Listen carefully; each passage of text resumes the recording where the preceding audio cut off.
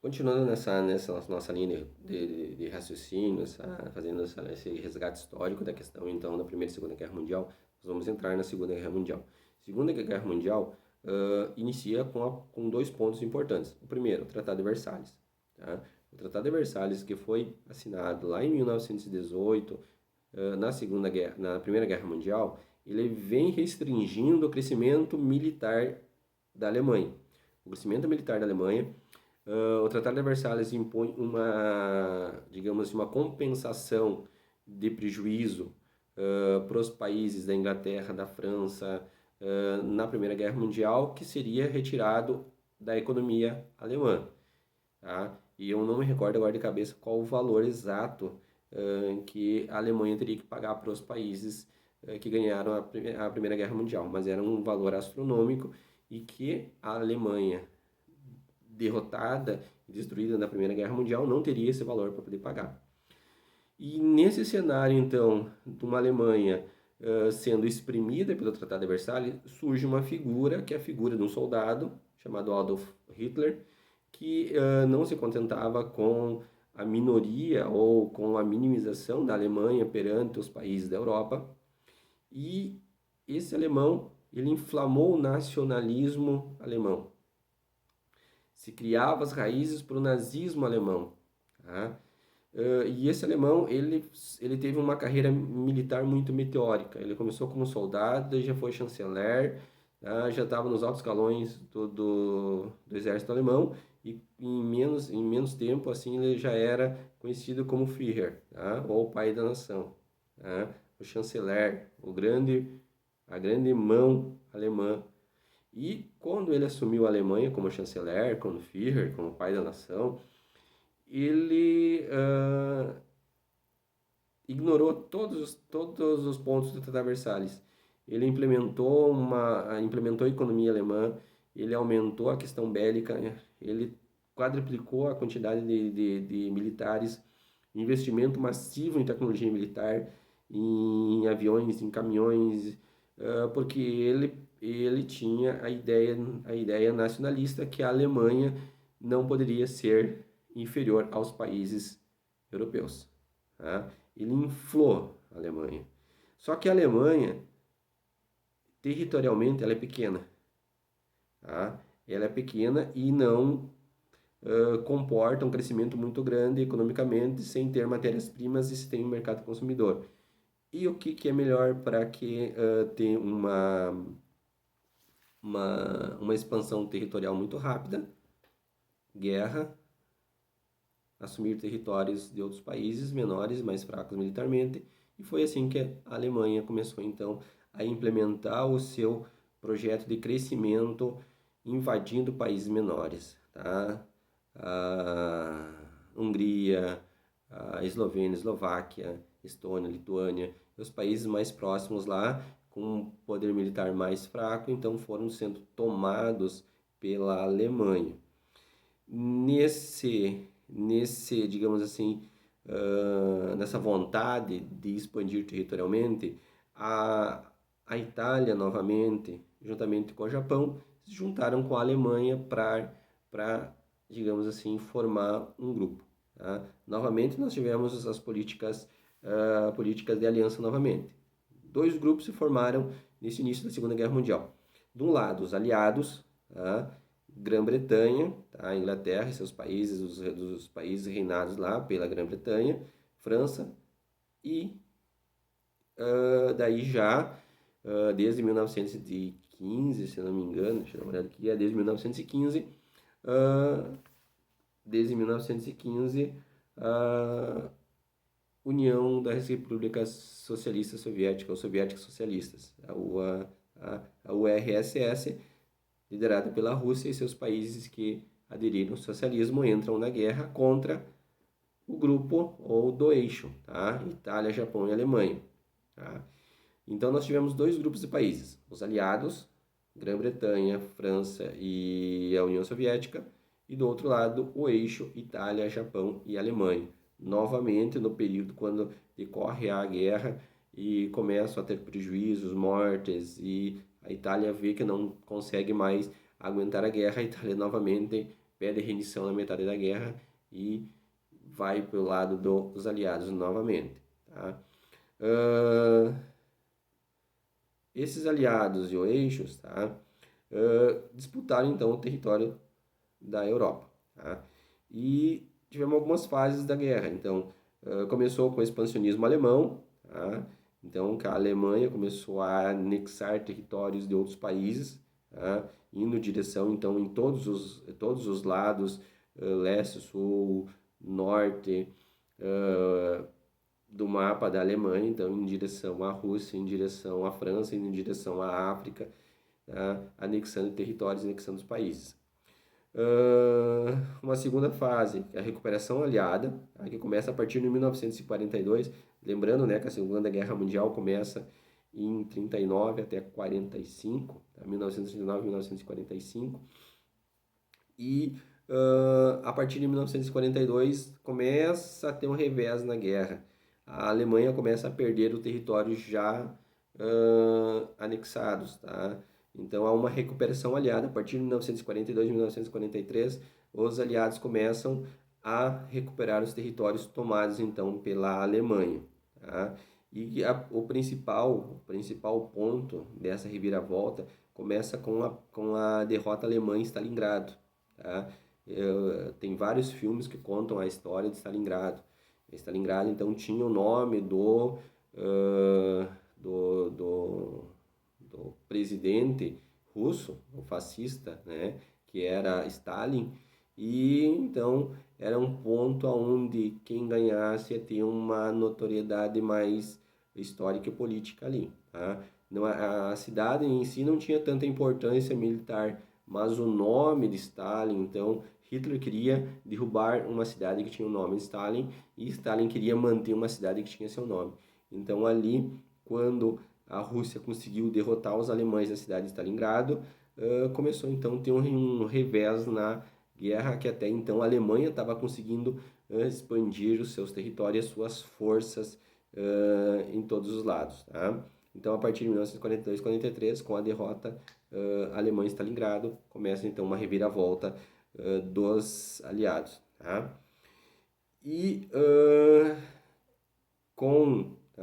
e a partir de 1942, 43, os Estados Unidos entram em cena. Tá?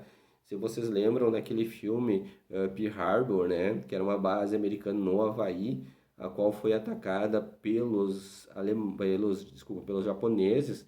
Os japoneses fizeram um ataque suicida a base naval de Pearl Harbor no Havaí, território americano, e esse foi digamos assim, o pontapé que faltava para os americanos entrarem na guerra. Quando os americanos entraram na guerra, os americanos adotaram uma política assim de convite aos seus aliados. Tá? Estados Unidos é um país capitalista, era um país capitalista aberto, tá? Todo mundo sabia que era capitalista aberto, e tinha negociações comerciais com quase todos os países do mundo. Tá? E ele impôs algumas regras para que esses países continuassem sendo parceiros comerciais dos Estados Unidos. Convidou a ir à guerra mundial. O Brasil foi um deles. O Brasil mandou uma leva de pracinhas, né, que foi para a Segunda Guerra Mundial. Os pracinhas brasileiros ajudaram, se eu não me engano, na tomada da Normandia. Tá? A Normandia, uma região da Alemanha que também foi um dos grandes pontos da perda alemã, foi a tomada da Normandia. Tá? Então, da entrada dos Estados Unidos, com o ataque de Pearl Harbor, então houve uma reviravolta e a Alemanha começou a perder os seus territórios. A Itália já tinha se retirado, já tinha assinado a rendição, tá? E a Alemanha, então, a partir de 1944, 1945, com a derrota do Eixo, Hitler se vê encurralado, sem ter o que fazer, então suas tropas já estavam sendo derrotadas, grande parte do seu território que ele já tinha tomado tinha sido devolvido aos países, e grande parte da Alemanha já tinha sido invadida pelos aliados. Com a derrota então do Eixo, o ditador alemão, Hitler acaba cometendo suicídio e declarando então a vitória dos aliados na Segunda Guerra Mundial. Mas alguns meses ainda se tornaram a guerra ainda, o Japão, o imperador japonês não quis ceder e não, digamos assim, assinou o tratado então de rendição, queria mais guerra, mas só que só tinha Japão contra o resto do mundo. O que aconteceu? Estados Unidos, numa reviravolta na guerra, lançou 2 bombas atômicas em 2 cidades japonesas, né? Hiroshima e Nagasaki. Tá? A Little Boy e a Fat Boy, o nome das 2 bombas atômicas, que acabaram então destruindo e matando milhares de pessoas em questões de minutos e depois mais milhares de pessoas em questões dos anos seguintes por causa da radiação. Tá? Então, foram os fatos históricos que aconteceram. Tá? O que nós temos a ver? Tá? Também a gente não vamos entrar muito nesses detalhes, né? Porque já fica um pouquinho para aula de história. A questão do Holocausto, né? Tá? O Holocausto, então, é um dos assuntos recorrentes na questão da Segunda Guerra Mundial. Quando a gente fala, então, da morte de milhares e milhares de judeus promovidos, então, pelos nazistas, tá? Então, mais ou menos, assim, aproximadamente, não tem um número certo, mas aproximadamente 6 milhões de judeus foram mortos em câmaras de gás, fuzilamentos, trabalho escravos, dentre vários sistemas de torturas, então, que os judeus foram mortos, tá? A aglomeração dos judeus em guetos, né, principalmente quando a gente fala nesse assunto, né, dessas aglomerações de judeus em guetos, vem o gueto de Varsóvia, que é um dos mais, foi um dos mais importantes, né, que abrigou quase 3, 4 milhões de judeus, tá?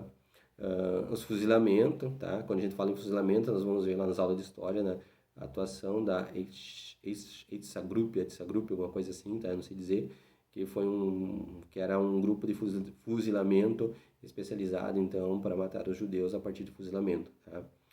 Os campos de concentração de Auschwitz, de Brinca, de Belzec, vários outros campos de concentração que a gente vê ao longo da história quando a gente estuda a Segunda Guerra Mundial. Os mais famosos campos de concentração de Auschwitz, né?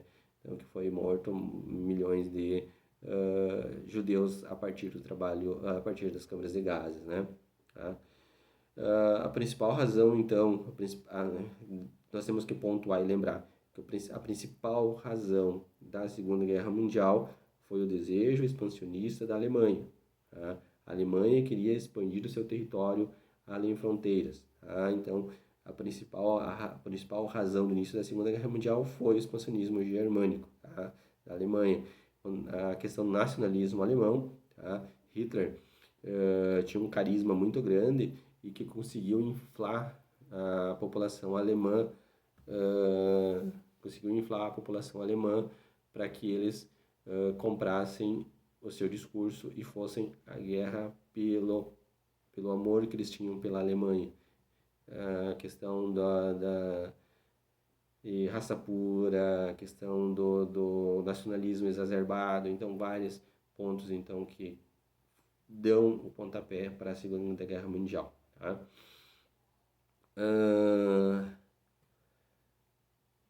Alguns pontos tá, que vocês vão ver também na derrota, que foram crucial para a derrota da Alemanha e seus aliados na Segunda Guerra Mundial, né? A derrota do Eixo, então foi a Batalha de Stalingrado, a Batalha de Kursk, a Batalha de Berlim, os bombardeiros atômicos de Hiroshima e Nagasaki foram o que aconteceu então digamos assim, os pontos que levou então à derrota do Eixo, tá? Itália, Japão e Alemanha perderem a Segunda Guerra Mundial. Qual que foi a consequência, a principal consequência desse, digamos assim, do final da Segunda Guerra Mundial em 1945? Primeiro, o mundo ficou dividido em 2 grandes potências militares. De um lado, Estados Unidos, do outro lado, a União Soviética. Tá? Então, o mapa mundial começava a se redesenhar. Tá? E começou a se redesenhar a partir da disputa de Berlim. Tá? No final da Segunda Guerra Mundial, quando Estados Unidos, França, Inglaterra e a União Soviética sentaram para repartir a Alemanha em seus comandos, tá? Repartir os despojos de guerra. Surgiu então na Alemanha e em Berlim, capital alemã, dois lados, uma Berlim que era comandada pelos Estados Unidos e aliados, e outra Berlim que era comandado pela Rússia e seus aliados, ou seja, uma Berlim capitalista e outra Berlim socialista. Então, a partir daí, começa uma nova fase mundial, uma nova fase histórica.